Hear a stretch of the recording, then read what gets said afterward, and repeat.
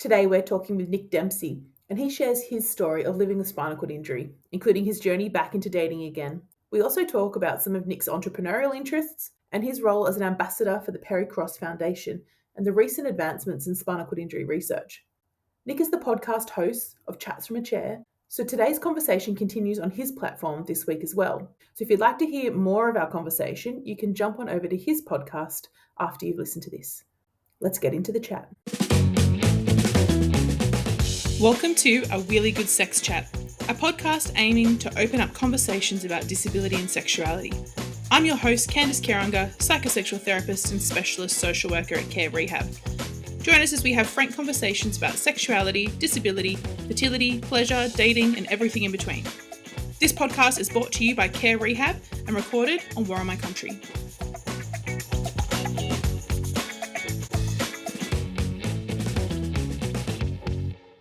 Good afternoon, Mr. Nick Dempsey. How are you? Good, thank you. How are you? It's all right. It's a rainy, miserable day. I hope the internet will actually play nice enough for us to get this whole podcast together. Yeah, that'd be good. A bit of a unique one, this one. It's a two-in-one podcast. It's something different, but I'm looking forward to it. Yeah, two podcasters come together to see what we can create that might fit across both platforms in an appropriate format. Exactly. Let's see what ends up coming out the other end. For our friends with a really good sex chat that don't know you, Nick, can you introduce yourself? Yeah, my name is Nick Dempsey. I'm 29 years old and I sustained a spinal cord injury at C4 level in 2017. So, and now quadriplegic and yeah, going about life. 8 years. Does it go 8 in? years. Yeah, blink of an Yeah, eye. Eh? it's been forever and it's gone quick at the same time. It's unique. So January will be 9 years for me coming up. We say the same thing about parenting, the days are long and the years are fast. Yeah, it's a unusual feeling where my previous life is still so familiar to me, but at the same time I feel like it's been a long time in the chair. So yeah, unique. Yeah. Doing the math, you were what, 21 when you were injured? 21, it was at my 21st birthday party. Yeah, a few too many beers and dove into the backyard pool and hit the bottom and dislocated my neck. That'll do it. That'll do it. Yep, not ideal. So from what I understand, Nick, you're a country kid, right? I'm from Albury, down on the border, New South Victoria. Yeah, grew up down there, moved around a little bit, lived in Sydney and Newcastle, but back home in Albury is where it all happened. But these days you live up on the Gold Coast. On the Gold Coast, yeah, been here for about the past 6 years, I think now. So, yeah, loving life up here. Post-injury, you moved up there. Yeah, it's been a good decision, better weather, more accessibility around and bit more to do and really good therapy up here as well. Yeah, okay. Was that the motivator for why you moved up to the Gold Coast? That was the main reason, that and just climate. Obviously, with spinal cord injuries, you can't control your body temperature. So warmer climate is much nicer during winter than Albury gets pretty cold. So that, and then also making strides, the physical therapy side of things has been huge as well. So I worked in the spinal outreach service in New South Wales for years, right? And we used to do these rural clinics. The biggest kind of catchment or geography of people with a spinal injury in New South Wales was like the mid-coast, the mid-north coast, Coff Coast up to the Queensland border. It used to be like, why is everyone moving up the coast? Like, you have your injury and then move up the coast. And exactly what you've just been talking about, the weather, the accessibility, the housing affordability. And now to say, and for the rehab, that's a win for the rehab. Exactly. Yeah, there's a lot going on up here, especially as I said, from country, sort of New South Wales on the border there. Yeah, it's a bit nicer here just for someone with a disability in my situation, definitely. These days, other than rehab, what do you do to occupy your time? I've got a few things on the go. As of course, I've got my own podcast, Chats from a Chair. I'm also a wedding celebrant. I have an adaptive glove and drink adaptive aid that I created and sell. What else do I do? I'm an ambassador for the Perry Cross Spinal Research Foundation, so I do some speeches for that as well. Yeah, therapy, catch up with mates. I got a couple of dogs that keep me pretty busy as well. A couple of border collies, so yeah, plenty of energy. Yeah, keep things interesting. All right, let's chat about this drinking, very entrepreneurial. Tell me what it is. Essentially, with my level of injury, I've got enough arm function where I can get my hand up to my mouth, but I don't have the dexterity in my fingers. I can't hold a drink. So I sort of came up with, essentially, it's a stubby holder glued to a glove. So I just get my support workers to slot it over. I have a wrist brace on to support my wrist, and then glove goes over my hand and the drink can slot into the glove. And essentially that holds it for me, and I then have the independence to be able to have a drink rather than, needing someone to hold the drink for me or something like that. And then I've also got insulated coffee cups that go with it that don't get hot on the outside. They keep the drink insulated at temperature, but they don't get hot for people with reduced sensitivity, so they can't burn themselves. And then got an easy to slide magnetic lid on top, so it's not too hard for people to open and close it. Yeah, so they go together. They're available for sale. If anyone listening to this thinks they could benefit or knows someone they could benefit from that, but it's been huge to me just to give me that bit more independence back, because obviously being a quadriplegic, you lose a lot of that independence. So it's been awesome for me. Yeah, cool. Is this like a daily item for you now? Yeah, definitely coffee or beer, depending on time of the day. But it does it. It does it all. So, yeah, it's definitely a daily use for me now. Got one always, one and one spare one in my bag on my back, ready to go. Do you know the active hand aid? Do you know what I'm talking Yeah. about? Use those for their gym equipment, right? It is the number one item that people also use for their vibrators. You can kind of Oh, like, really? yeah, right? So you kind of unhook it, and instead of like inserting a dumbbell, you can Yeah, insert just something put your else. vibrator in. Yeah, right. Yeah, There because you go. it's one of those tricky areas that you're like, man, you need your hands to be able to get a grip on a few things. Now I'm gonna go have a look at your neoprene glove and be like, how can we How can we adapt to that? because the glove, like you can wash it, right? You can just chuck it in the washing machine. Yeah, yeah, just neoprene can chuck in. Yep. Yeah, it's exactly what you need when you're looking for something to match There up you with go. something to help with masturbating. So there Yeah, you go, yeah, a side hustle as we yeah. There we go. we sell it for drinking and we use it for masturbating anyway. Yeah, perfect. Many uses. And tell us a little bit about getting into being a celebrant. What's your backstory there? So yeah, so it started. I mean, I've always done a lot of sort of public speaking and things like that. It's always been something I'm pretty comfortable with. And then my brother got engaged, and I'd sort of joked about doing my Sullivan course before, and he said, if you do it, you can officiate our wedding. So I thought, bugger it, why not? When when I did it, it was a little bit more effort than I thought it was going to be, but I did it and officiated his wedding, and now I've done a few, and I've got a few coming up in the next few months as well with different friends and a cousin. So yeah, it's been a cool experience to be able to do that. I mean, this is like a thing that we have in common. I also do weddings. Oh dear, there you go. I do mine as a ordained minister. So that's kind of like a surprise disclosure on the podcast that I'm also an ordained minister. So I've done baby blessings, funerals, weddings. The prep, I don't think people realize the prep that goes into a wedding is enormous. It's not like open up page 3, let's just repeat person after person. So what do you do to kind of make yours like really personable for the couple? I like to have a meeting with the couple to start with and just see, what kind of vibe they want for the ceremony. It can be pretty flexible these days with what you actually have to or what you can include or not include. There's only maybe two things that you actually legally have to have in there, and other than that, they can pretty much have what they want. So get a kind of feel for what they want, get a bit of their backstory as a couple, and then just go about writing the script to try to suit that and send it over to them, see what they think, and hopefully they're happy with it. Otherwise, make any changes that they want is it. But then there's also the paperwork in the background, and then after the wedding, submitting it all online and making sure it's legal and they didn't just throw a big expensive party for no reason. So Yeah, yeah. that's exactly right. That's probably where my anxiety kicks in with weddings. I'm always like, did we do the paperwork right? Like double check, triple check. Are you enjoying it? Yeah, yeah. Like I said, I've done three so far, and I've got three coming up in the next 3 months. But yeah, just done like friends and family and things like that. So it's been cool to not sort of too worried about trying to advertise over the top and be doing it every weekend. But it's been cool to do friends and family and people I know and just have it as a bit of a thing on the side. Yeah, I've only done friends and family as well. It's a side hustle in some regard, but it's also a bit of fun and a massive honour to be part of their day. Yeah, it is, isn't it? Yeah, it's pretty special. What are your stats? Is it 3 out of 3 still married? Still going so far, so 100% strike rate. We'll see how many years it stays like that. Hopefully forever.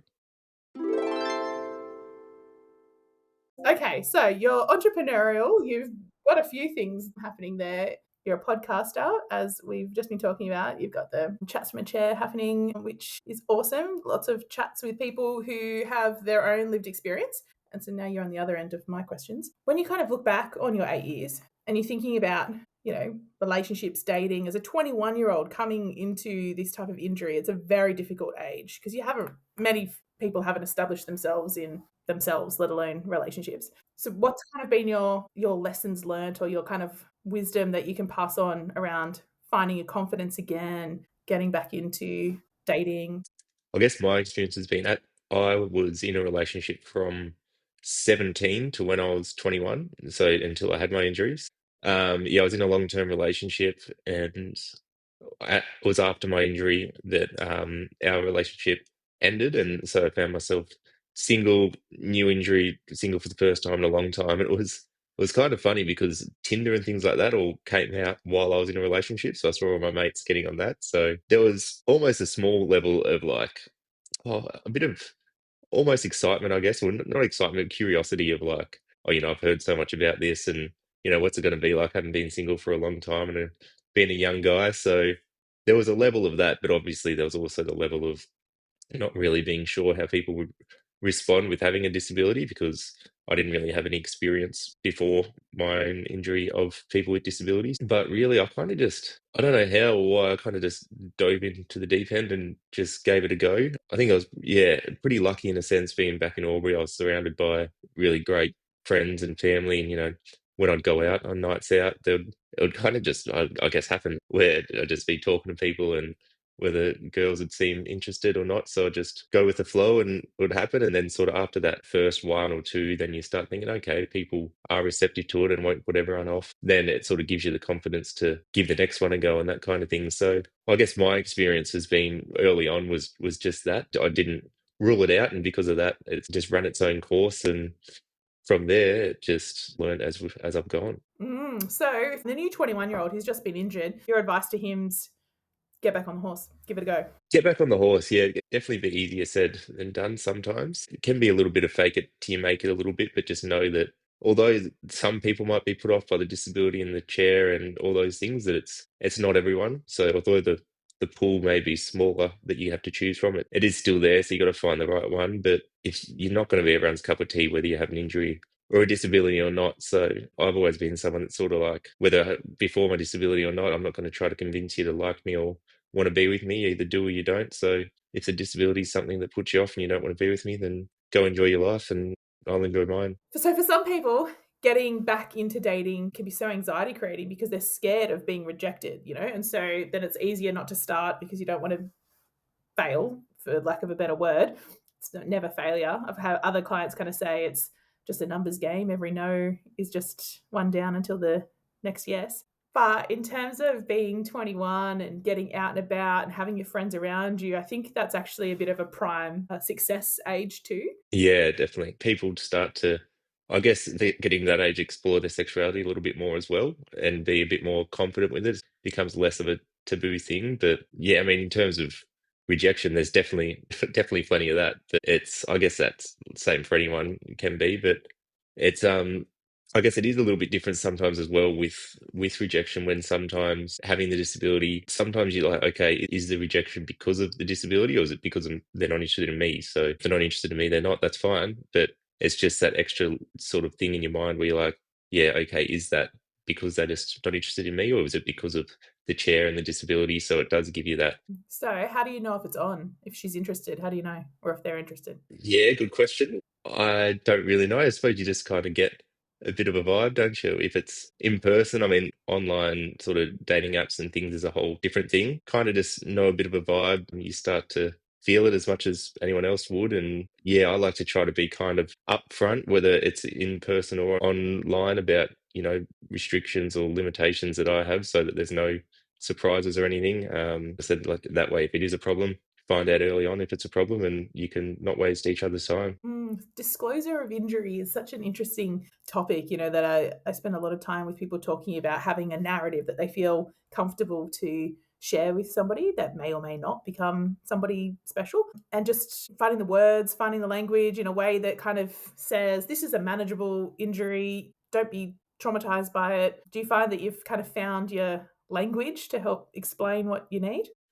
Probably not still. I think from person to person it's different because you give a little bit of information and people will react in different ways, and it might either give you confidence to tell more, or it might put you on the back foot to think, oh, okay, I might just hold back on this a little bit. And so if it's early on and it's a first date kind of thing, I might just say the bare minimum of what I need to start with, and then if things go well, if there's a second or a third date, or you do start seeing each other, then you can disclose more information then if you feel like they need to know it. But sort of yeah, early on, I sort of just like to tell them what they need to know and then, yeah, go from there. Yeah, that's always my advice. I say drip feed.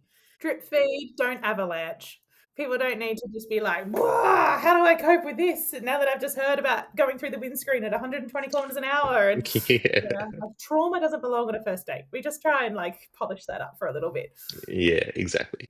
I think your approach sounds pretty organic, really. You just I guess it's pretty particular to me because if it was, if I had a lower level of injury and had more independence, my experience dating would be completely different.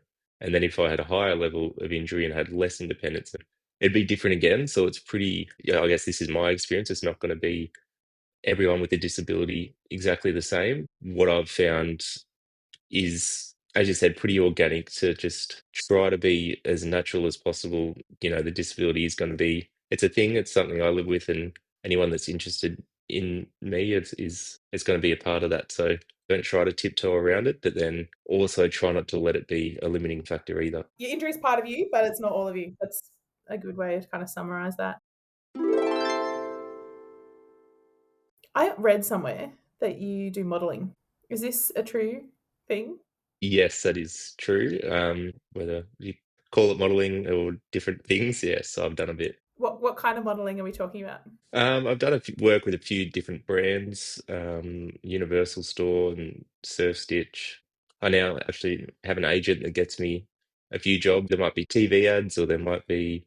I did a photo shoot for a koala sanctuary up in Brisbane, things like that. So it depends what comes through. It depends what I do. Was it something that you were doing before your accident? No, not exactly, not things like that, but yeah, following it, try to, I guess, use a bit of my platform to create a more diverse world, then try to use that as to my advantage. Yep, and I'm sure it's taking you on some pretty cool adventures by the sounds of it. It has, it's yeah, been something different that I never really thought I'd do. So I try to be a bit of a yes man now and just do different things that seem interesting. So yeah, it's been cool. Do you think that since your injury, you've had like completely different opportunities that you maybe would never have had without your injury? Yeah, definitely. It's definitely opened up a lot of doors, even with things like my podcast, yeah, the modeling side of things. It's definitely given me experiences and learning experiences that I wouldn't have had in other ways. So for in a lot of ways, I'm very grateful for the experiences I've had with that. Obviously, wish it didn't take this injury to have all that and those learning experiences, but yeah, there's definitely been a lot of positives that have come out of it. What were you doing before at 21? You finished school, so Yeah, I was a apprentice plumber at the time. Yeah, I'd moved around a lot. As I said, Sydney and Newcastle. I was playing a lot of sport, a lot of water polo, and then decided figured out it doesn't pay much. So I had to get a job, and yeah, I decided to move back home and work for my old man. He's a plumber, had a plumbing business, and so started my apprenticeship. yeah, okay. Well, that's a big change then, going from rural living, very outdoorsy kind of job, on the tools, and now you're up in the Gold Coast. And I want to hear more about Perry Cross and kind of what you're doing there and what's your role. So essentially, an ambassador, a few of us that like to sort of spread awareness through different channels, whether it's online or volunteer speaking gigs for any workplaces or events, just to share our personal stories and also sort of share what the Pericross Foundation are doing. And obviously, it's just been approved that they're starting the human trial, so big news there. But yeah, it's sort of anything they need me to do, whether it's that or co-hosted the gala event one year as well. So, Perry Cross Foundation, for anyone who doesn't know, they're kind of a major spinal cord injury research group. Like, Perry Cross has kind of been fundraising for this research for years. And let's chat about the trial for a second. What do you know about ethics approval to go for human trial? What do you understand it to be? Yeah, so it's essentially the final tick to actually start recruiting participants. So expressions of interest are open for anyone with a spinal cord injury that is interested in being part of the trial. So hopefully the first people will be started the sort of pre-trial, 3 months of therapy before the surgery in the next month or two. And then yeah, the first people go in to have the stem cells placed on their spinal cord. It must be end of this year or early next year.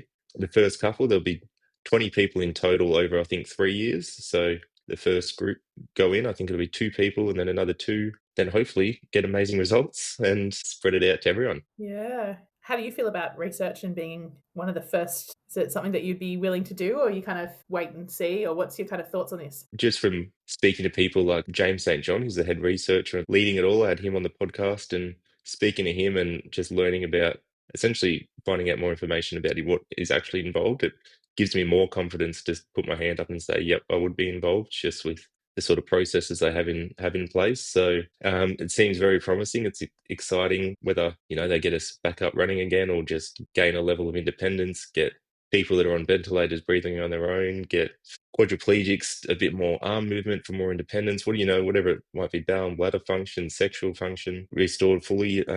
Yeah, whatever it might be, it's exciting. So bit of hope there, and excited to see what results come. We'll watch this space. Sexual function is, like, since you brought it up, like, it's one of the top 3, right? In all of the data of priorities for people, top 3. Has that been the same kind of experience for you, like in the kind of priorities, or what's your top 3 priorities? I don't reckon it'd be in my. I mean, yeah, in my top 3. I guess I'm pretty lucky with my sexual function that I don't have a lot of. You're a high level injury, yeah. The higher the level injury, the more sexual function, which a lot of people are like, what? I'm like, yeah, mate, like, it's just the nature of reflex. Yeah.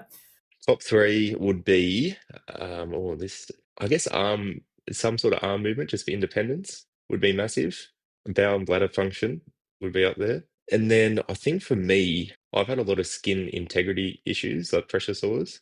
So something that solves that. So maybe sensation, so I can know when something's going wrong to be able to readjust would be massive for me. That would have to be my top 3. When put on the spot, I'll probably think of others later. But right now, that's what I'm going with. Yeah, hands, upper limbs, bowel and bladder, and skin sensation. Yeah, that's fair enough. What's your bed rest tips? Because if you're doing lots of skin stuff and trying to manage wounds, that can be a pretty distressing and upsetting time.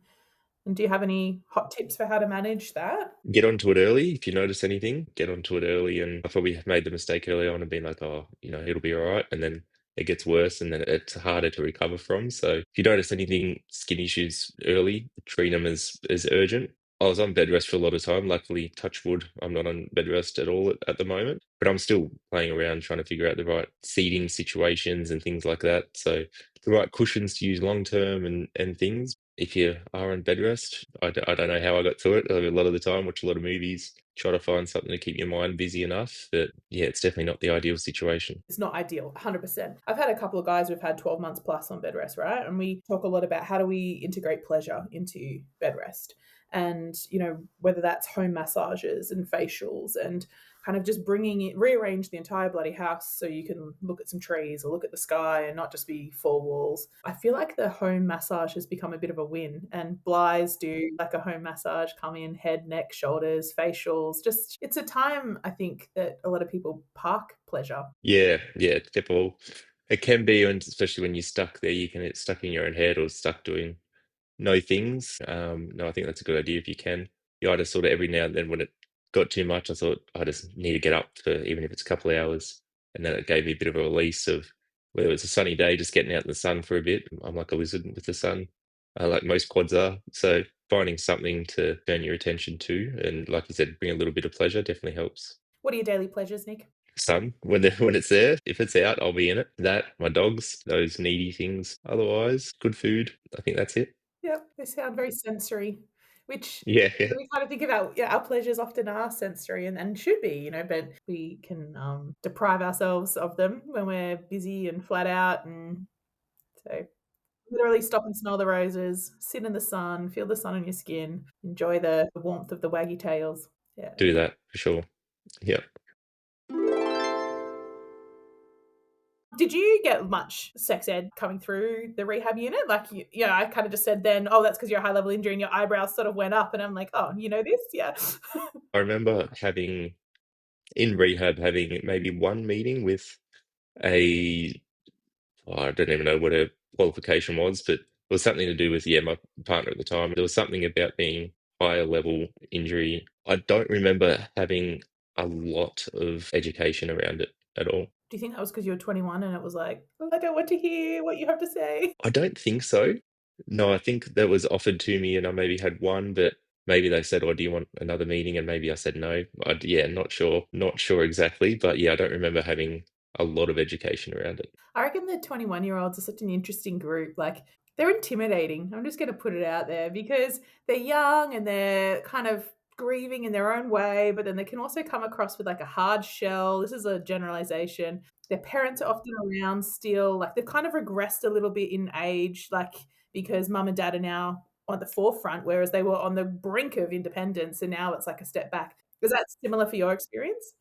I think so, yeah. It is that funny age where if I was to have my injury now, obviously my parents would still be there and be involved and want to help and all that, but I think I would have more independence around it. I mean, I know a lot of things at the time. Like I said, you're sort of at that age, you're an adult, but you're not really. Yeah, bordering on that independence, but it was a tricky line there, especially when you physically lose your independence and have to rely on other people as well. Yeah, massively. And I think like even for health professionals under the 18, of course, mum, dad come along, like, legally we need you here as well to sign all the stuff. At 21, it's sort of like, well, we want to respect your autonomy as a 21-year-old, but you're also maybe not quite ready to hear everything that needs to be said as well. Like there's just so much happening. I used to run lots of family groups, right, for families after the injury, and one of the things that would always come up, even with the 21-year-olds, the parents are kind of like, are we going to be grandparents? Like, is that possible? And, not that they were thinking about their 21-year-old having a baby the week before the injury, but suddenly they're like, is this even going to be something that can happen?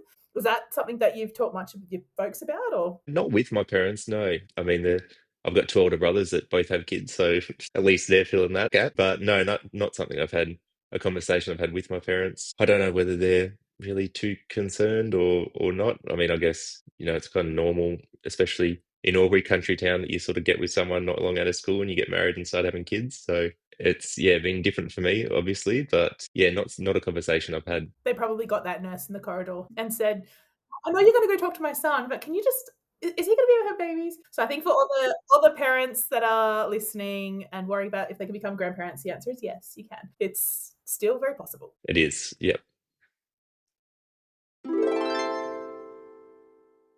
Is there anything else that you'd like to chat about today? Is there something on your mind? I don't think so. Yeah, I was just happy to talk about any sort of sex, dating, and relationship from my perspective. Like I mentioned a few times, I don't have a lot of independence. It's, once you get that up to that first date, there might be coffee that's easy. It's like that second, third, fourth. It's kind of sometimes a bit like, what do you do? And like progressing to that next physical stage can sometimes people can just be confident, go straight into it, which is great when people are like that. But some people can tiptoe around it a little bit more, which does make it harder to navigate for yourself as well. So I don't know. I guess for anyone with a disability, just give it a go. If it doesn't work out, it doesn't work out. But anyone without a disability that could be keen on dating someone with a disability, just go in with an open mind and have good communication. And that's probably the best thing for it, I think. Absolutely. And I think that like their confidence influences your confidence loop.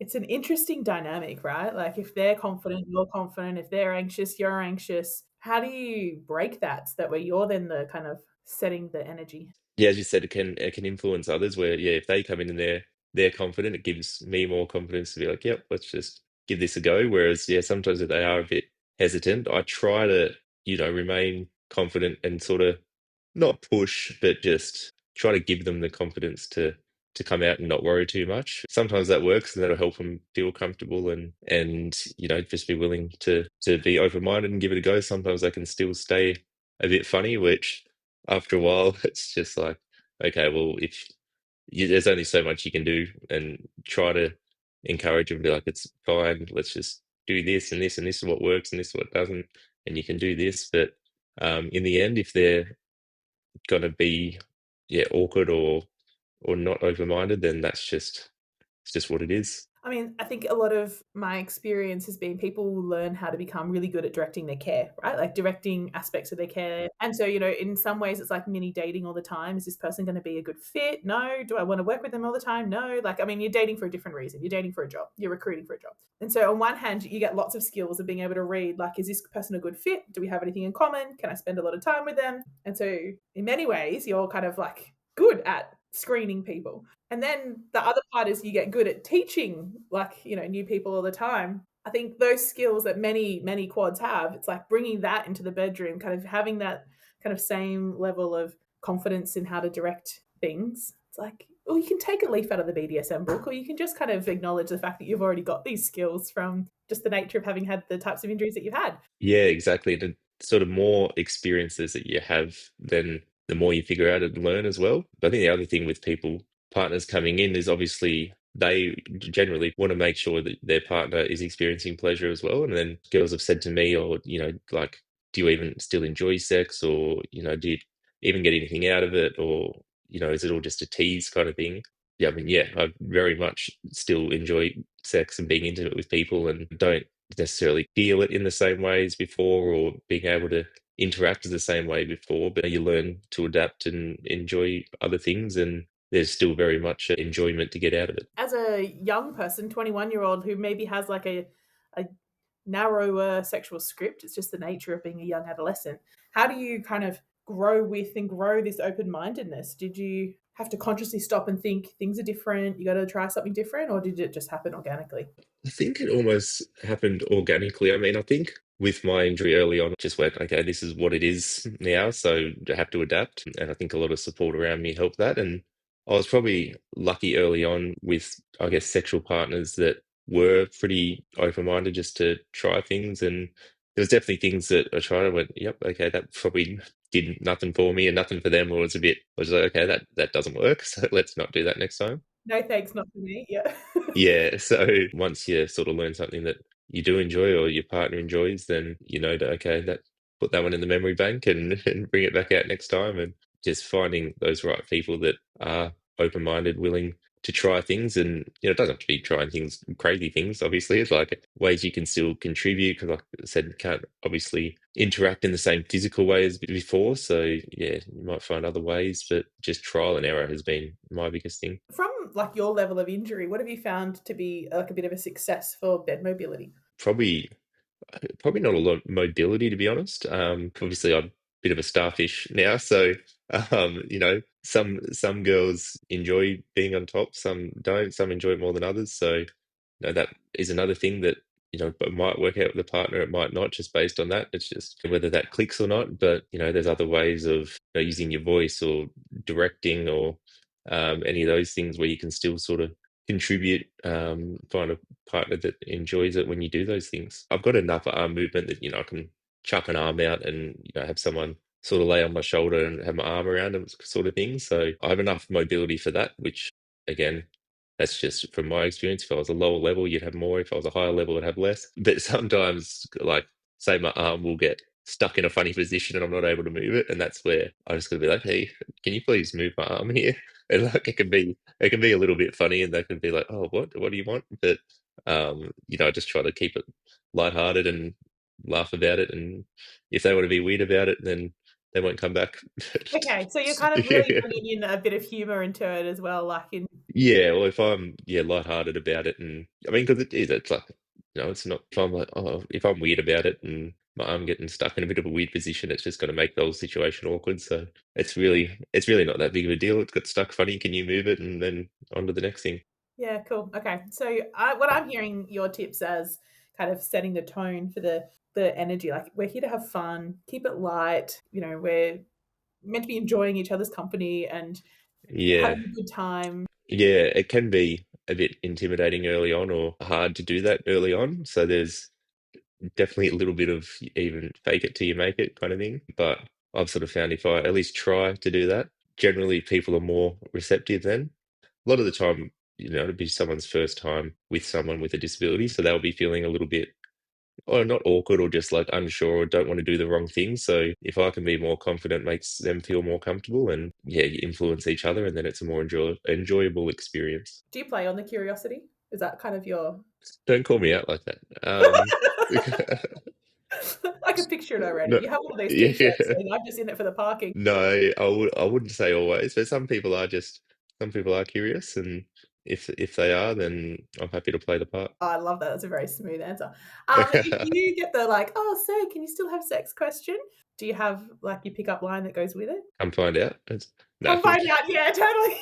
no, no. It probably depends on who's asking it and what context, but generally I'll tell people, unless they're, some people just randomly will come up and ask you. I'm like, who the hell are you? Like, yeah, no, interested sexual partner. Yeah, yes, I will. I'll tell them, say, yes, I can, but this is, what I can do, what I can't do. Sort of, yeah, as I mentioned earlier, I feel like the more information they have, the more comfortable everyone can feel, because there's less surprises in the moment and chances to be like, I didn't know that, or get awkward or anything like that. So yeah, the more information they can have, the less surprises they have, and everyone is sort of feeling more comfortable. Yep. And by the sounds of it, you bring a healthy dose of cheekiness to the whole scenario. Yeah, look, I've always been told I have a bit of a cheeky and somewhat flirty personality, so I think that's might have helped also. Yeah, that wasn't impaired as part of the injury. That's still intact. Yeah, that's still there. Yeah, That's not fun. gets me in trouble sometimes too. Does it? Okay. Yeah, When we kind of were saying, how do you know that it's odd? And you're like, well, you just know. I'm like, so many people don't know. That's why I'm in work, yeah, true. I mean, I'm sure there's times when I haven't known that it's on, and sometimes when I've thought it is, that it isn't. So you don't always get it right, but it's when you do get it right, it's good. Yeah, it actually requires loads of executive functioning, to be able to read subtleties. The eye contact was maybe a bit too long, or the smile was a bit too enthusiastic. There's just very subtle behaviors that people will give you where you can think, okay, this is a little bit of something, something. That particularly with my guys that have had a brain injury, they just can't read that. And so you go, well, how do we coach? How do we teach flirting, dating? Like, how do you show someone you're interested without saying, I'm kind of interested? I've even found as well, it is a little bit trickier with the disability as well, that sometimes you'd be like, oh, I think they're flirting with me, I think they're interested, but then you do sometimes get that little bit of doubt of, oh, no, they wouldn't be because of the chair or because of the disability. So it does give you that little bit of, yeah, it does put you back that little bit more. Whereas, beforehand, I'd be a bit more inclined to be like, yeah, okay, they must be interested. So does just put that extra thought in your head before you stop for a second and think, or maybe no, maybe they're not. Yeah, okay. And I think sometimes people can be quite handsy in their flirty. If your hands are not functioning, like if you used to maybe just like subtly touch or subtly make the contact with somebody's body just in a way to kind of be like, oh, we accidentally brushed hands, and you can't do that, then it's like, how do I still flirt? Yeah, because interaction is a big part of it, of how you flirt or show interest in someone and reciprocate that. When you take away that physical side of it, it can be, yeah, it's tricky. It's one of those things that I still don't 100% always know, but it's something that I think I've sort of picked up over the years of, yeah, maybe they're interested, maybe they're not. Sometimes it's like, I have no idea if they are. After a few beers, I'm a lot more inclined just to say, to be like, are you interested? Like, are you not? Just, try if you, I've definitely got rejected a lot of times and be like, okay, yeah. But again, that's probably easier to deal with after a couple bit of liquid courage too. So Dulls the bruise of it the ego. does, yeah. Yeah. Yeah, definitely. The other thing I just want your opinion on here is like for people who have got a care team or maybe are using support workers of the opposite sex in a kind of environment that might be like something that's social. I had this guy the other day say like, I'm wanting to get it back out there. I'm trying to date. And then one of the questions I asked was, is he always out with his support workers? Yes, he is. Are they the same age? Yes, they are. Are they of the opposite sex? And he's trying to pick up the opposite sex. Yes. Okay. So you've gone to the trivia or the gallery or the whatever it was that you were thinking you might be able to go meet people, but you look coupled up. And he was like, I never thought about that. I'm like, to the outside world, you know that they're your support worker. To the outside world, they're the same age, the same. You look like you're having a good time. You're friendly. So how do you give the "this is not my girlfriend" vibe? You get male support workers, is what I've Hey, got. very good. Yeah. Okay. No, well, yeah, I am lucky to have just male support workers, but I have had female before and had that where I've been out with them in previous years. So sometimes people will literally just ask, or I'll try to, just obviously put it in the conversation and be like, if I'm with family, just like, yeah, me and my support worker, who Yeah. is not my girlfriend, Yeah. that's are doing this. So, or sometimes people will ask and be like, oh, is this your partner? Or I'll be like, no, it's just my support worker. So then they're like, oh, okay. But otherwise, yeah, when I was out, if I was speaking to someone that I was interested in, then I would probably try to slot it in the conversation there and just make it known to them. So Yeah, no, I feel like this is something that's been coming up a lot lately where people are like, I'm out, but not getting any success. And it's like just reading, I like your just recruit male support workers if you're yeah, just like you're out with your mate, they could be your wingman, they could be, it's a whole other dynamic there. exactly I don't know right. why I haven't added that already to my list of recommendations, but I'm, Yeah, I'm taking that one. there you go. Yeah, go for it. Yeah, thanks. right. Well, I think we've covered lots of stuff here, particularly around the dating and the getting back into it. It's always an interesting chat, how one reinvents themselves after their injury. Do you have good advice for anyone who's got a new injury and looking to kind of reinvent themselves and their sexuality after their injury? The pool might be a bit smaller of people that will be interested or willing to look past the disability and that they are still out there, that there are people willing to look past it and still be interested in you. Mine biggest thing's just been trial and error. Definitely made a lot of mistakes along the way and try to just take them and not get caught up and get upset about them, but just use them as learning experiences. Unfortunately, you will have experiences where you fail and things won't work, but just try not to let them get you down and try to just use it as a learning experience and say, okay, now I know that that didn't work, and next time you know to do things differently. I think that's probably the story for many 20-something-year-olds, regardless of a spinal injury. They're a bit of a learn on the job. It's not like we get lessons in how to. Well, I mean, some people do have lessons. I take that back. But it's sort of like in our 20s, we often are trying to just find our way. So by the sounds of it, you just add a layer of spinal injury to that and keep the same mindset of, it's all learning. As much as possible, yeah. Like I said, easier said than done sometimes, and you're going to have days or times when it probably will get to you when you get rejected a few times in a row, or a few things don't work. You girls you're interested in or sexual experiences don't work out in a row. You can be like, oh, what am I doing wrong? Is this worth it? But sometimes, and even with dating, sometimes I've had times when I'm like, yeah, I'm just going to take a break. Like it does just get a lot sometimes, especially online dating, when there's just conversations, you're doing the same thing over again. You might get people not reply to you for a few times in a row, and sometimes it does just get a bit exhausting, and just say, yep, I'm just going to have a break for a bit, turn my attention to something else, and have some time off, and then get back into it with a fresh mind and fresh outlook. Isn't the end of the world either. Huge thank you to Nick for joining us on a really good sex chat. And a reminder that this conversation continued on Nick's podcast, Chats from a Chair. If you want to hear more, jump on over there and check it out.